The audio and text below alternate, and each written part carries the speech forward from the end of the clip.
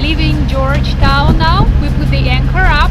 Jack is at the helm. We will need to do like 5 miles leg between the Great Exuma Island and the Stocking Island under engine. So we are going slow now, and we are heading to Long Island. This is going to be a 31-mile passage. We are planning to stay at Northern Park for a night, and after to head south and see some interesting spots on the Long Island. We will be crossing deep waters, so all fishing rods are ready. We are willing to fish and to catch something. We will see if we can catch some fish this time.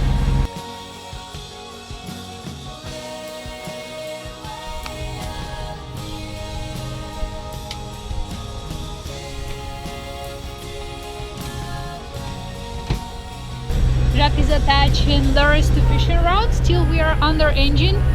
You have nice office today. Yes, it's wonderful office. Look at that around. Yeah. Wonderful weather. So with a satelliton, I'm trying to get grip. It's not so easy. For now, I have to make more setup. When we're gonna have Wi-Fi somewhere. For now, it doesn't work, but we need it. Not now, but we need soon for a long passage. We'll see that next time. We will be back in this office in a few days. Yeah, when I get it, I'm gonna explain to you. Yesterday night I prepared pizza for today's road, and this is what we are going to have for the lunch. We're approaching Long Island already. The fishing road's still up, but we didn't catch any fish. We actually caught a small barracuda, but we released it. All way long we were face to wind, so we didn't disturb our sails today much. Today we have some wind and we will be able to navigate with sail, so it's very nice. We have a lot of people asking to show the basic. So first thing, we have to be face to wind and put up the main sail. All the time start by the main sail, face to wind. So let's do that.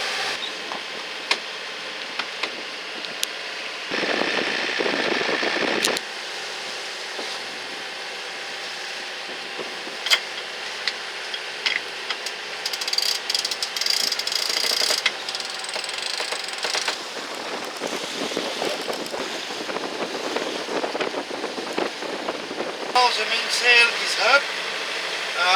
I go to my direction, so it should be at least at 40 degrees of the wind. 45 is better, 50 depends on the boat.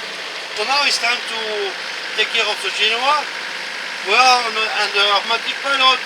Engine is still on. We're gonna keep the engine on to the end of the everything is set up.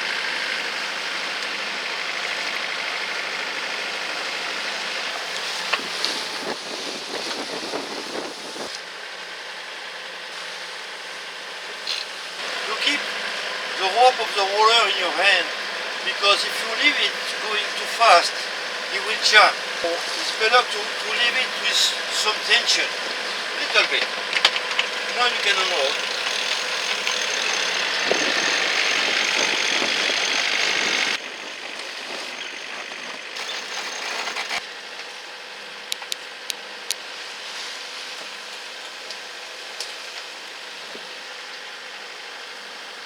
So now all sail are up.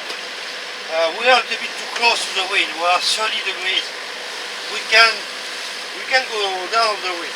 So we're gonna put the automatic pilot 40, so 30 plus 10. Now we can stop engine.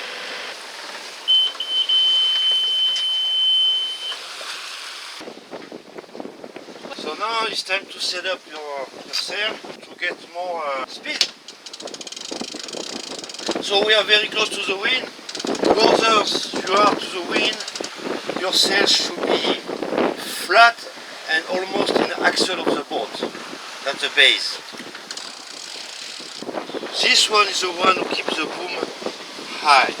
So we're gonna release a little bit to make the boom more horizontal and tight as the sail.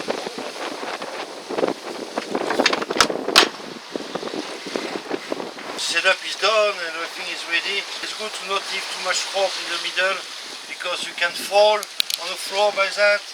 And if you have to act fast, it's good to be ready and have something clean. For example, it's ready to use. Everything is okay. You can do it better, by the way. So we are close to our destination.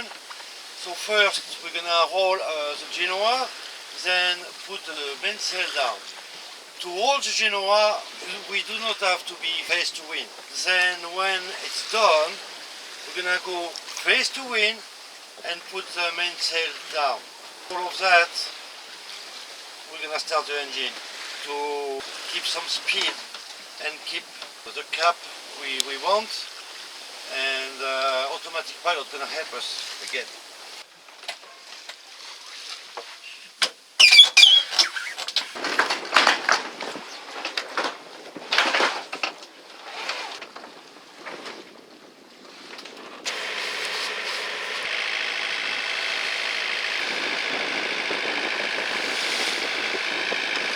We are getting ready to go to see a Dean's Blue Hole. Jack is preparing stuff to take with us.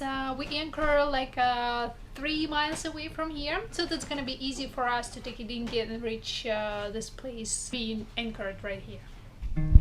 Dean's the world's deepest blue hole, which plunges to 663 feet. Rimmed by cliffs and situated next to a beautiful white sand beach, the Blue Hole is a spectacular sight with gradients of light turquoise suddenly turning to a deep, dark blue, indicating the Blue Hole's awesome depth. It is a popular place for snorkelers and scuba divers. International freediving competitions are also held here annually. Of a multiplying sun, but even stars will one day fall. And I won't shed a tear, 'cause for a time we had it all. By the way, the current world record holder in no limit discipline is an Austrian guy who can hold his breath for more than 9 minutes, and he dove to 830 feet.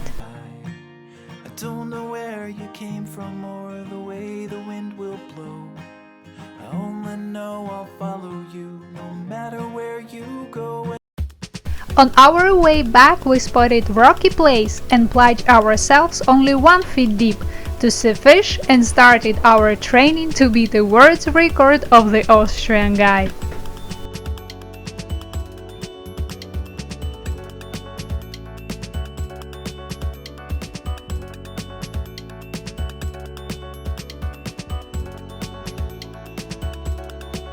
Yesterday when we went snorkeling, except watching tiny colorful fish, we also spotted a huge grouper and a snapper. Just next to it we found also 3 conchs. Yesterday we ate them, cleaned it up and ate them. We left some parts to catch the fish. As we cannot dive deep, for us it is easier to use fishing rods. Jacques is outside preparing fishing rods in a special Jacques way. As always, gonna be good. Fish live there because except the rocks, they have holes between those rocks. We put a mark where it was. We are going to the place today, and let's see how Jacques is preparing his fishing rods.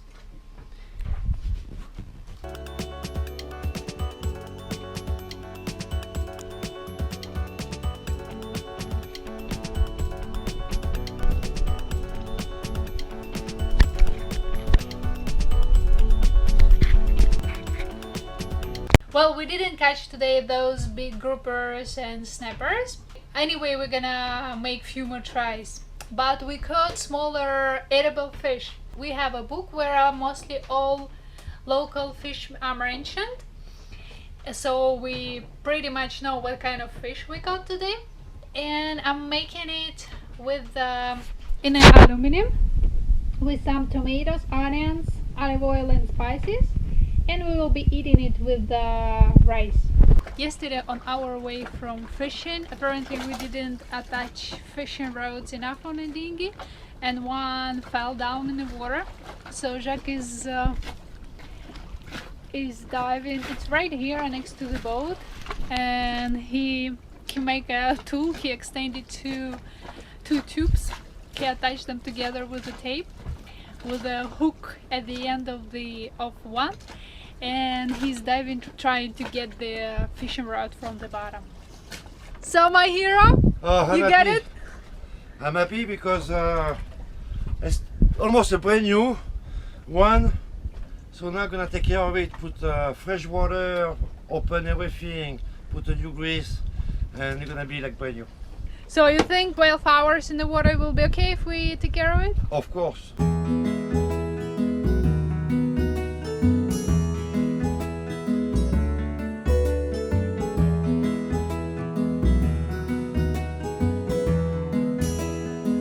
The next day we visited Saints Peter and Paul Catholic Church that has been built in 1947. This spectacular whitewashed church has twin towers.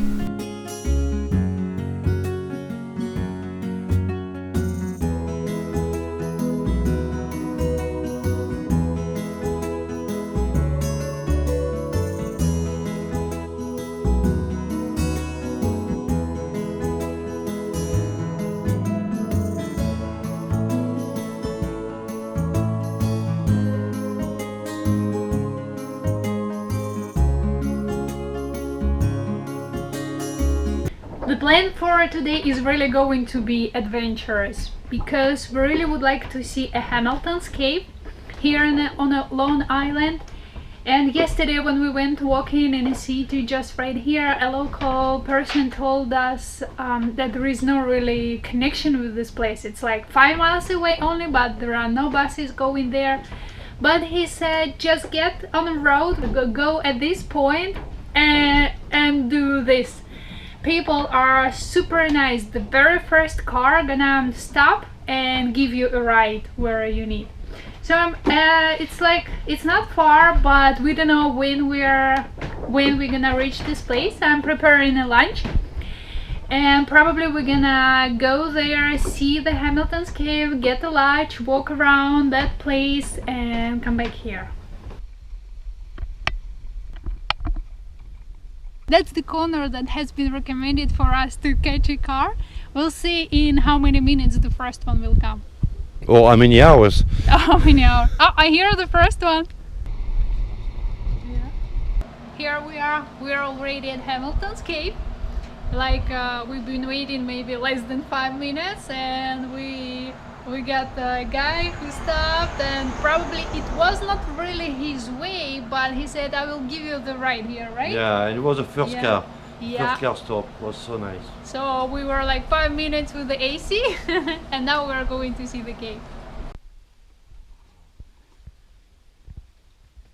Okay. Well, the Indians discovered around 580. This is where the Lucayan Indians from down, they came from down around South America, around the Orinoco River area. They settled the Bahamas and they lived in the caves here too. We found evidence of them like duos, you know, a duo, like a ceremonial chair. They used to use, yeah, we found some of them in here. Also, in these diggings here, we found like pottery, animal bones, and stuff like that. Also, and they used to worship a statue, but it's told, they called it a semi-god, they used to call it. And we have 5 species of bats here. There's some marks, see these marks here? Oh, yeah. It's all around this stalactite, not these 2 letters, those other marks. We believe the Indians made those. Hamilton's is one of the Bahamas' largest caves.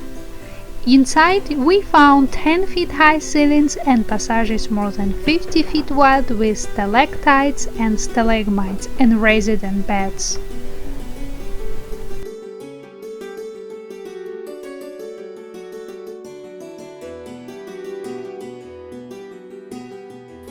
Those are crystals? Calcite crystals. Okay. So how they been formed? From the water, they get the water has the calcite in it. So when it dries out, you can see the crystals. Tall for that. You're doing good.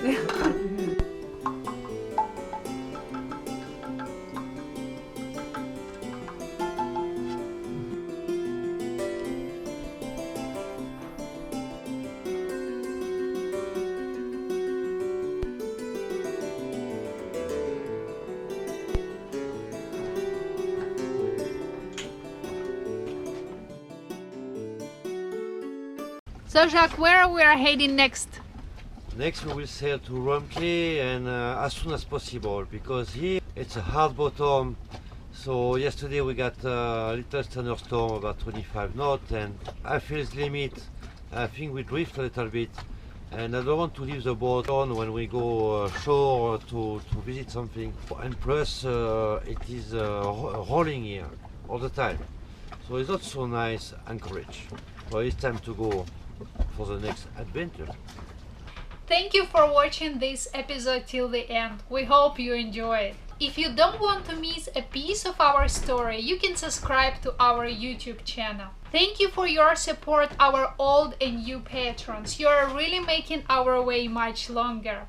If you like the way we live and would like to see the extension of our story, you can also support us by becoming a patron on patreon.com. See you next week in Romkey.